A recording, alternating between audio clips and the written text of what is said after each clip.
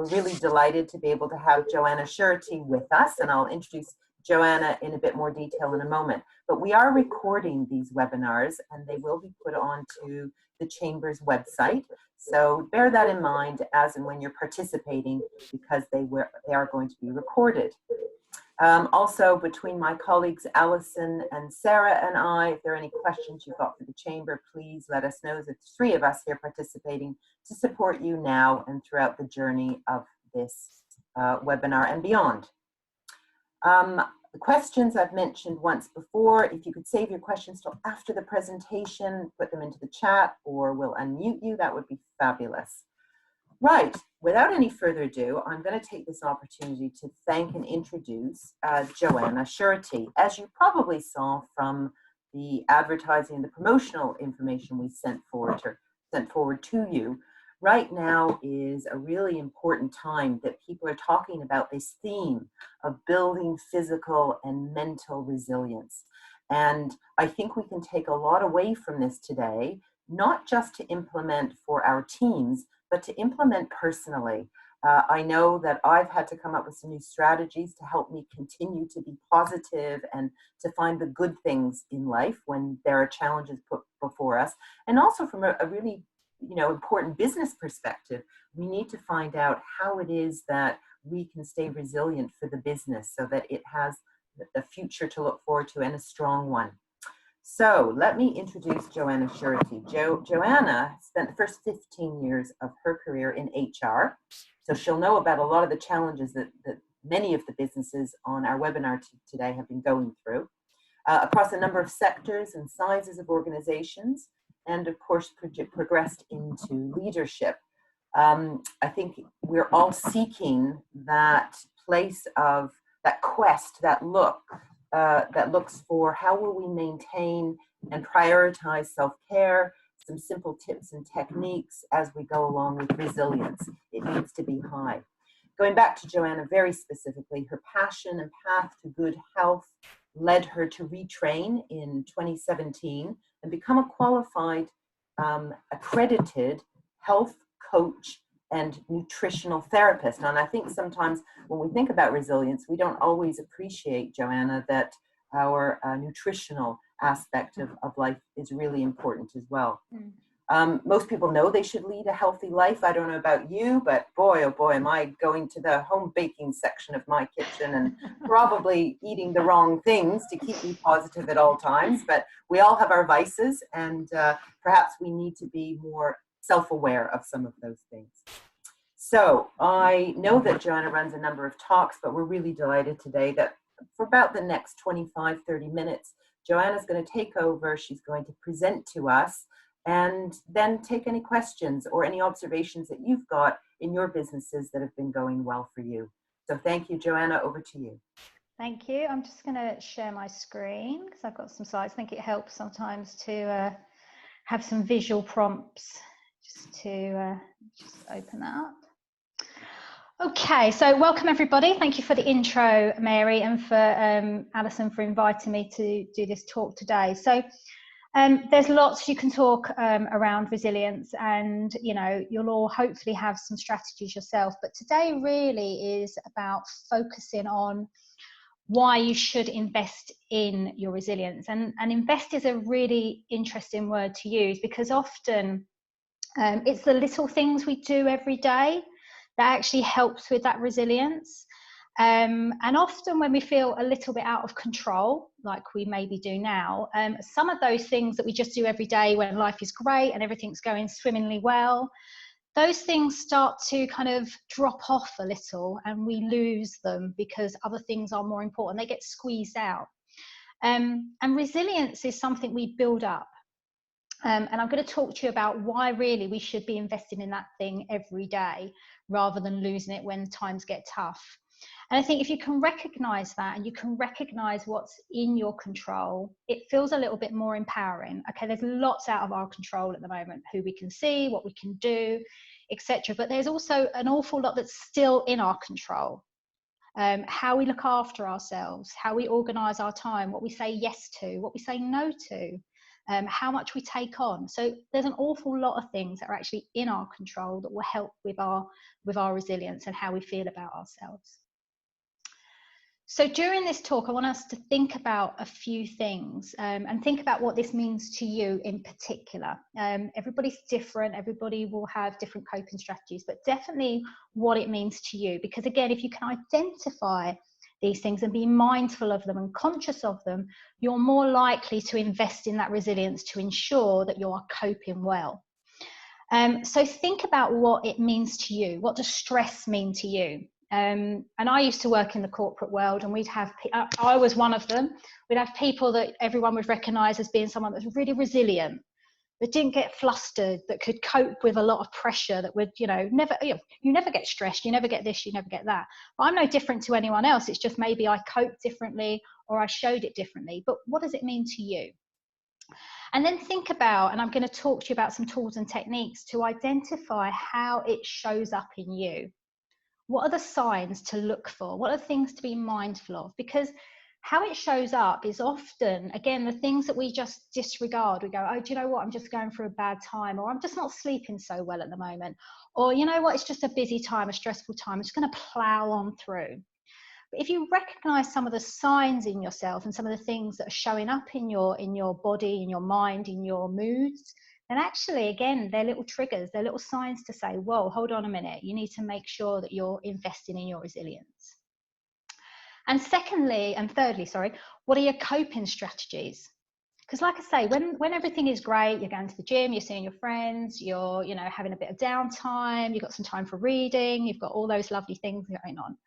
When things are really busy and pressured, that stuff starts to drop out and other coping strategies come in. And sometimes those things are damaging and they start to affect things. So it's looking at how you cope and what are the best things to put into place to cope with the stresses and strains so that your resilience is not affected.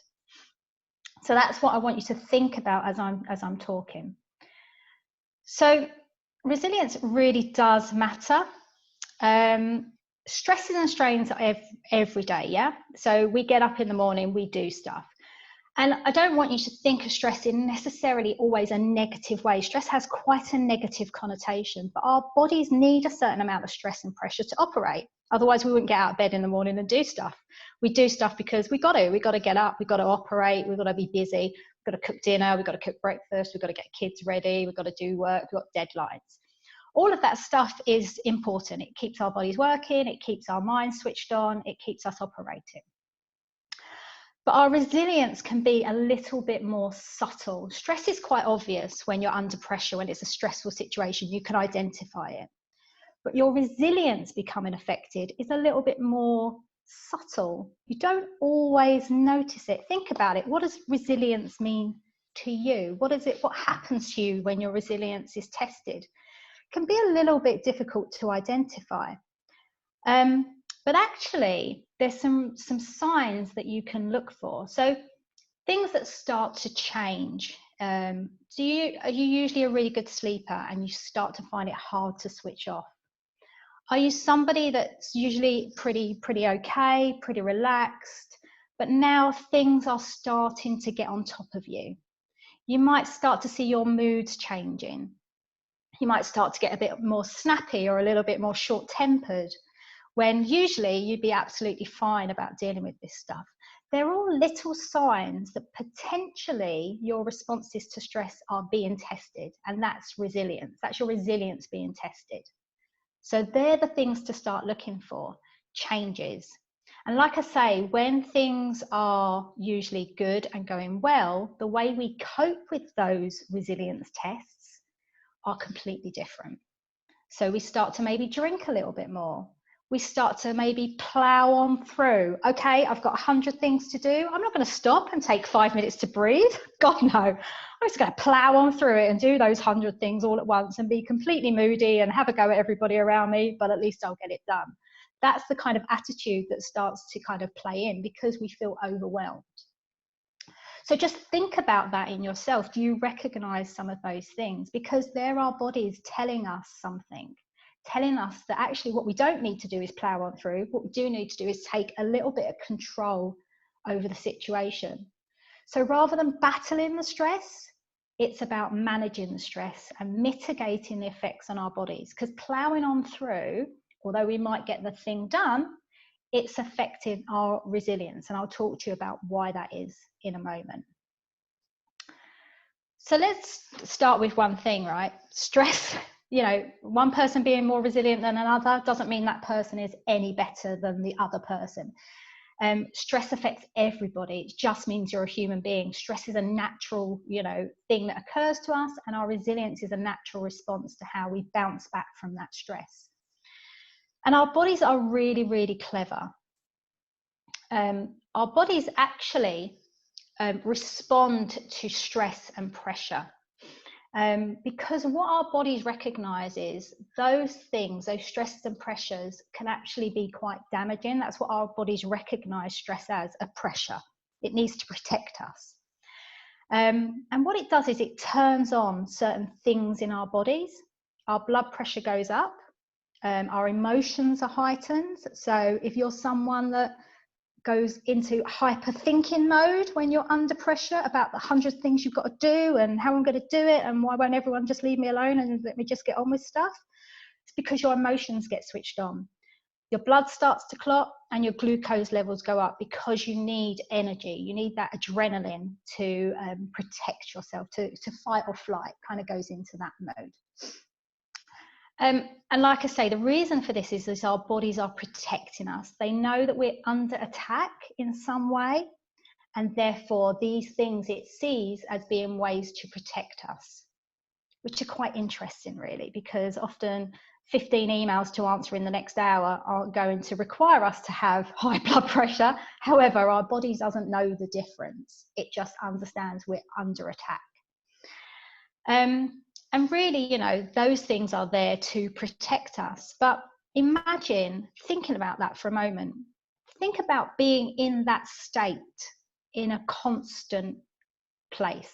So having high blood pressure, having constant switching on, blood clotting, glucose levels, many times a day, or even consistently over a day. So that's where your resilience starts to get tested. Because having that all the time can be naturally quite damaging. If you go to a doctor and say, hey doc, what do you recommend for me to be in a good place, in a good, healthy wellness place? They probably wouldn't say, have high blood pressure, be constantly switched on, have high glucose. You know, they wouldn't say that. They'd want you to mitigate against that. And so if you think about stress as causing these things, then the more you have of this kind of reaction and response, the more your resilience is damaged, because the more you have of this, the less you're going to bounce back. You know, it's a limited, finite resource. So that's what it turns on to protect ourselves. But it also turns off two really interesting things, which are actually, I think, are incredibly damaging. Firstly, it switches off your digestion. Okay, when you're under pressure or under attack, you're not going to stop for a sandwich generally. Our bodies have this massive machine that goes on inside us called our digestion system. And it says, you know what? You've got more things to worry about than digesting that food. I'm going to switch that off and I'm going to focus on protecting you. So it switches it off. So some signs to look for. If you're someone that's woofed down your meal and not even registered it, if you're eating in a state where you kind of feel very bloated afterwards or kind of uncomfortable, even when you've not ate particularly much, or you just feel that fullness all day, you know, that kind of uncomfortable, or you don't even register it, it's most likely because you're eating in a fairly stressed state. All those things above are switched on and your digestion is not operating at a particularly efficient way. The other thing it turns off is libido. Now, you know, again, it's something which your body says, you know what, you don't need to worry about that at the moment because we've got bigger things to worry about than having a bit of romance. So I'm going to switch that bad boy off. And of course, you know, when you say stress is a major cause of things like marriage breakdowns and relationship issues, it's because often this part is also switched off. And that can be incredibly damaging to how you feel about yourself, your relationships with the people around you and your close loved ones. So again, you know, it's just interesting to look at what gets switched off as well. So again, it's thinking about, if that stuff is being affected, then potentially stress is starting to affect your resilience. So some things to kind of look out for when you're thinking about whether your resilience is tested and if you need to invest in your resilience. Either way, I would say that all of these things are going to happen at some point in the day, because you're going to be doing stuff. Even going to a spin class is going to turn on this stuff and turn off the other stuff. It's just that generally you recover from that afterwards. But the day-to-day little drip, drip, drip, drip, drip stresses that start to keep those stuff switched on or switched off for longer periods of time are going to start to erode your resilience. So think about what's happening in your bodies. And these are some really good signs. Tight shoulders. Because again, you know, your glucose levels are up, your blood pressure's up, you start to feel a little bit tight. I always feel it in my shoulders and my back. That's where I get it. But, you know, things to look for. These are physical signs that your body's telling you something that's going on in your body. Tight shoulders, negative thoughts. If you're struggling to switch off when you're having overload of social media or sleep time, you're really struggling to switch off. Again, that's your stress responses that are still switched on. Stomach. So like I say, digestion is affected. So are you feeling it in your tummy? Do you get those butterfly feelings or that dread or that lurching feeling or that tightness? Again, that's your body telling you something. And things start to get affected. So again, if your sleep or your energy is starting to get affected, energy dips are a really good sign if you've never had them before. It's because you're using up an awful lot of energy on the things that are switched on. Your body's overworking. And sleep is an obvious one. And then secondly, motivation and mood swings. Again, just little things to start to look for. You know, usually if you're someone that loves to work out and at the moment you just want to sit in your tracksuit bottoms and eat Doritos.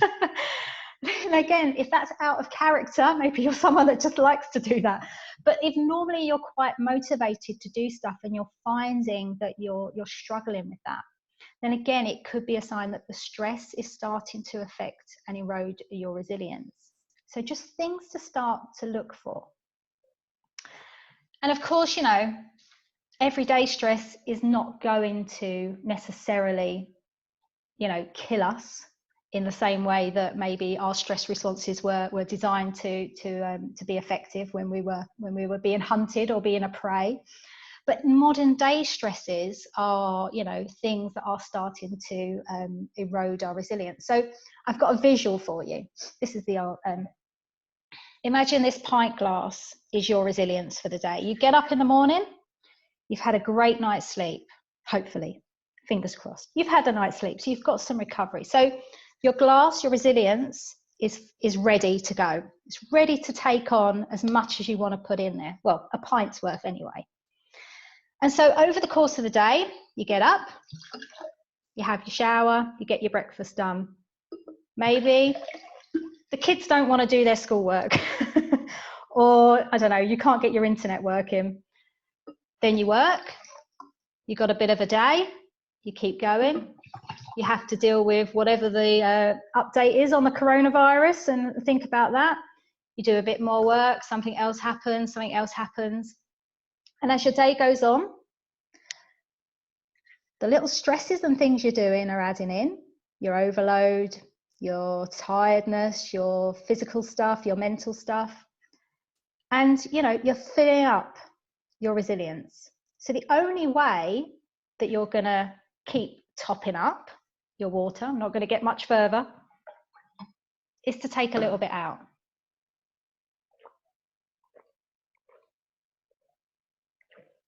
And leave a little bit of space for a little bit more.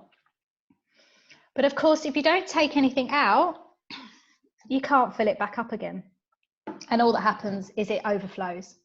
Yeah, so something breaks. Now, of course, the more you fill it, the slightly smaller it gets maybe, because you're not recovering each day, you know. So again, if you don't get a great night's sleep, your pint glass might be a 3/4 pint glass. So there's less you're going to be able to put in before you start to feel the effects of the stress. Kind of makes sense, right?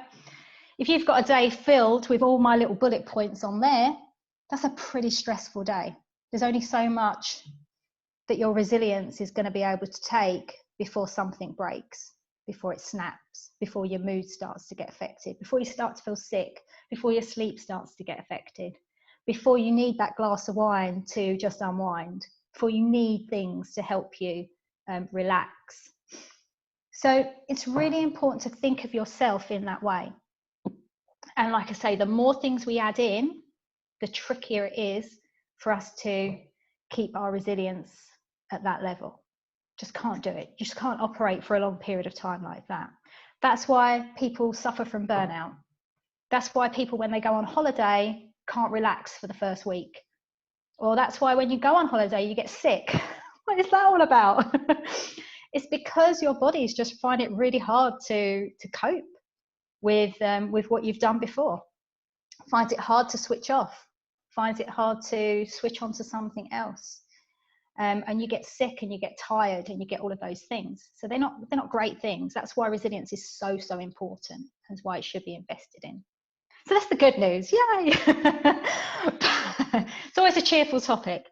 But, you know, it's about thinking about actually taking some control over this situation, because it is really easy. And the things I'm going to talk about are so simple that you can do them as many times as you want, free, no money, no equipment, nothing.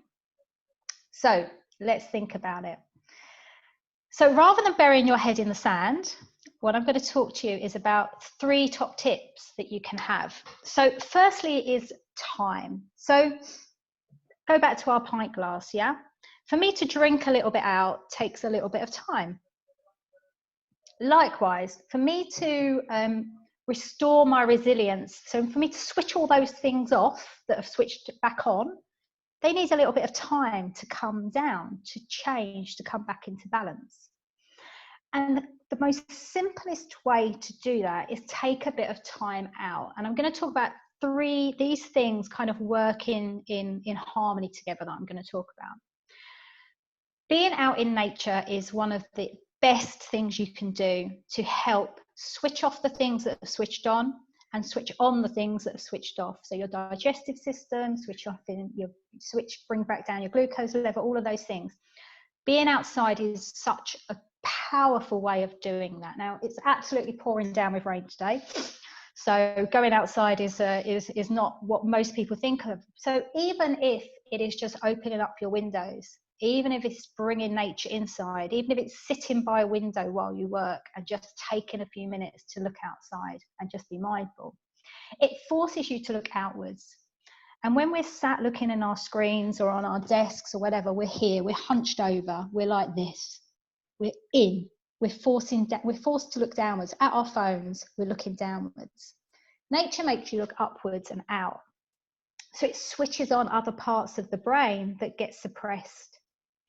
So there's a really good study recently about technology companies, and they recognize that we all spend so much time looking at their devices that they've created for us, our computers, our laptops, our phones.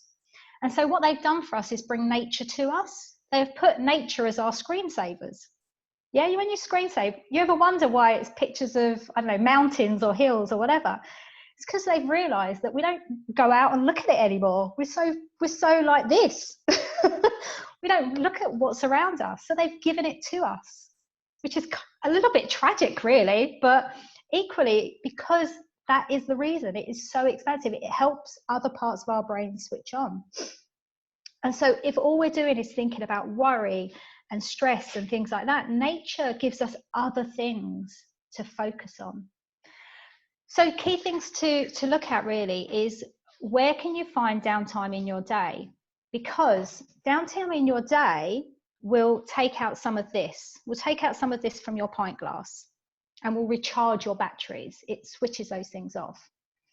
Connections is a really good, taking time to actually make connections and be present with those connections. Mindset, mindfulness, and taking a break from the thing that is worrying you. So remember at the beginning where I said we often just plow on through. Sometimes plowing on through, we may get the thing done, but it might not be as well as we could have done. we've taken 5 or 10 minutes out to step outside, take some breaths, think about it, we actually may have done a better job when we came back to it.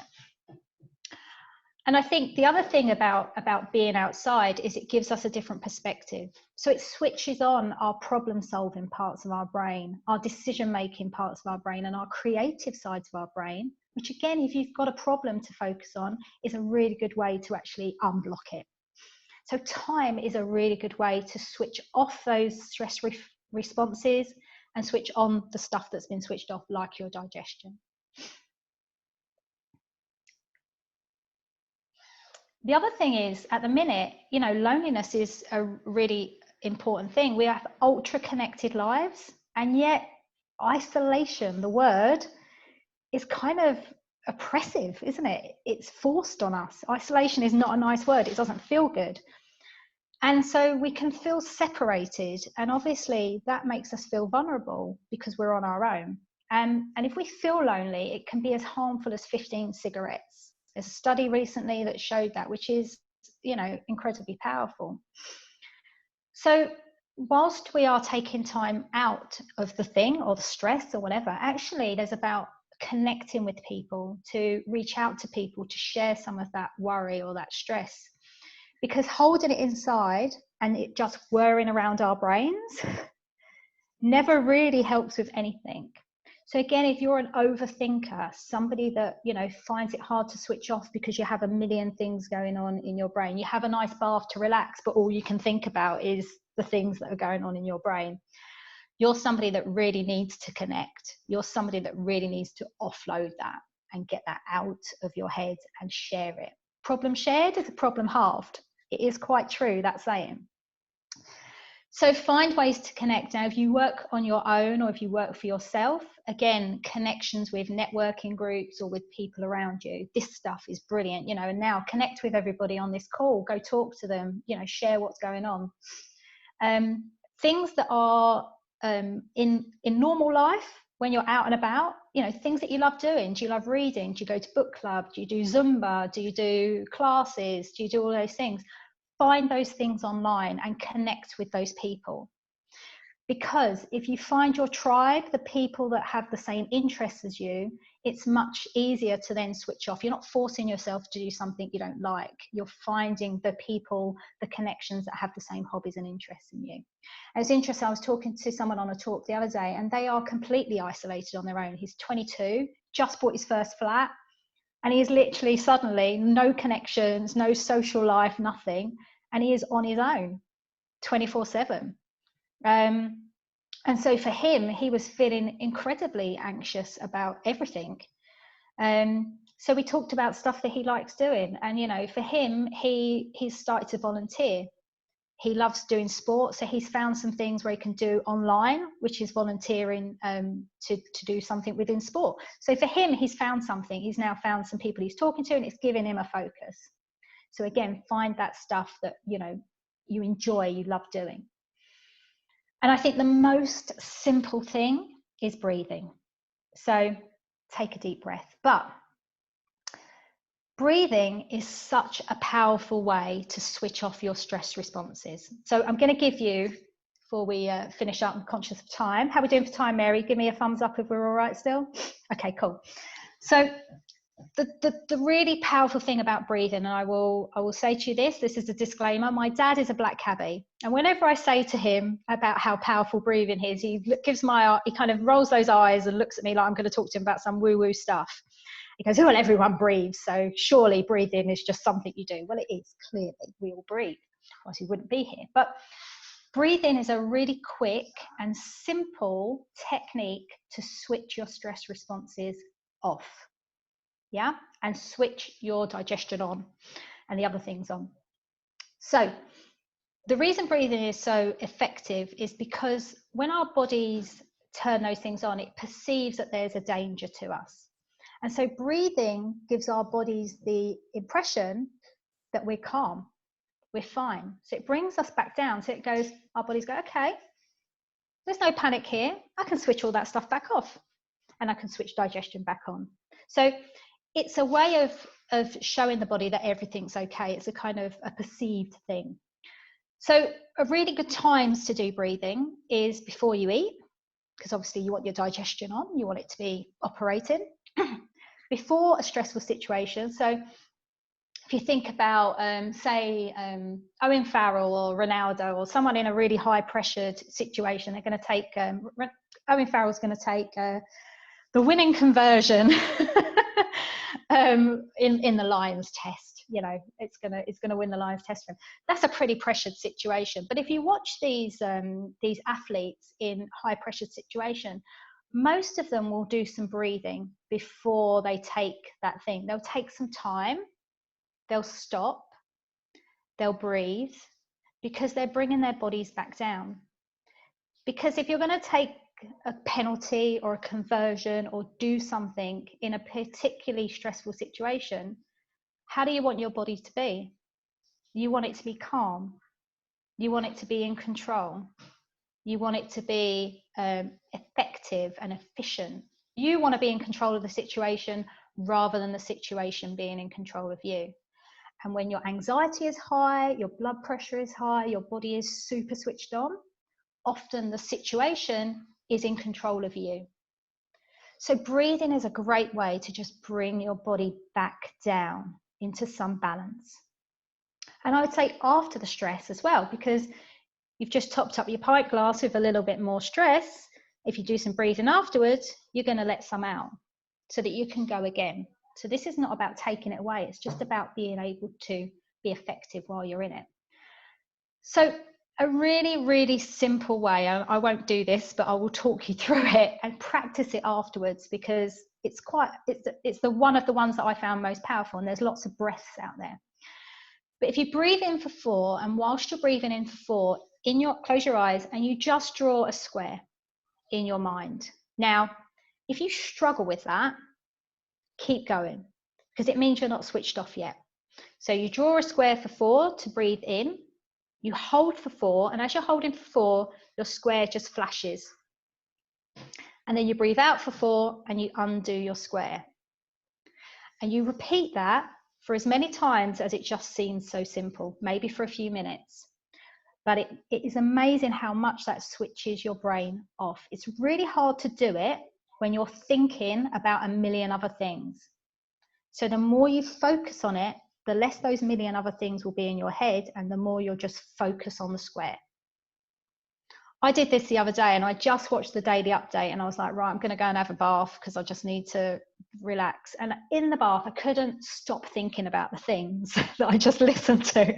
And so I did the square, and it took me about 2 minutes to actually stop the square kind of not being pushed out of my mind. But after a while, all I could think about was the square, and the stress, the pressure just went. So the square is a really good way of doing it. And I would definitely encourage you to try it. So I'm going to just stick these up, and I'll just focus on a few, because most of them we talked about. Have a break from technology. It will give you time, it will give you downtime, it will give you an opportunity to reset your body. If you can do it at the start and the end of the day, even better. And if you can have a break from it at lunchtime, fabulous. Having a break from it at lunchtime will just reset your battery, will give you a little bit more space in your pint glass. And also, the more tech you do at night, the more chances your sleep will start to be affected. Yeah, so that's a really good way to do it. Certainly if you can get outside for 20 minutes a day, or just have some downtime where you have access to nature, either looking out the window or whatever, but just giving yourself that time. If you're going to do something where you're getting a connection, so if you're in the lonely camp or you're feeling like you're craving that, be present. Don't be doing a million other things whilst you're having that connection, because you won't get the benefit from it. You'll be distracted. So, you know, if you're going to do it, set aside half an hour. Put your phone on silent if you're doing it on your Zoom or whatever. But be present in that. Get the most from it. Be present, connect, share, talk. I think doing something you love each day, whether that's putting some music on, listening to a podcast, reading a book, making yourself something nice to eat. I don't know, having a nice hot chocolate, or, you know, certainly a glass of wine if you really need it. But doing something for yourself, just for you, each day that you love, is giving yourself something. It's doing something nice. It makes you feel in control of the situation. So find something that can be. And I would say another thing which I'm seeing lots of is just people being stuck at their desks. You know, and before you know it, you've been here for 4 hours, you haven't had a drink, you've been hunched over your laptop, you feel uncomfortable, you're not in a nice ergonomic chair, probably you're in a dining room chair. So just getting up and moving every hour, if you was in an office or whatever, to just give you something else, another distraction, is a really good tip. So the other thing with breathing, I would say on that number 9, which is moving every hour, is again, if you're feeling tightness, you need to release it and reset. Put your hands behind your back, behind your head, and just do some turns. And what you'll find, if you do it, you'll find yourself feeling incredibly tight and you'll want to get up and move. So every hour, just do that, but you'll release that tension in your body and help reset your body. So I'm just going to finish off with putting my comments up. If you want to talk further after this, then put your comments up to Mary. If you want to talk to me privately, I'm happy to, but like we say, please connect, please link in, and I hope you found it useful.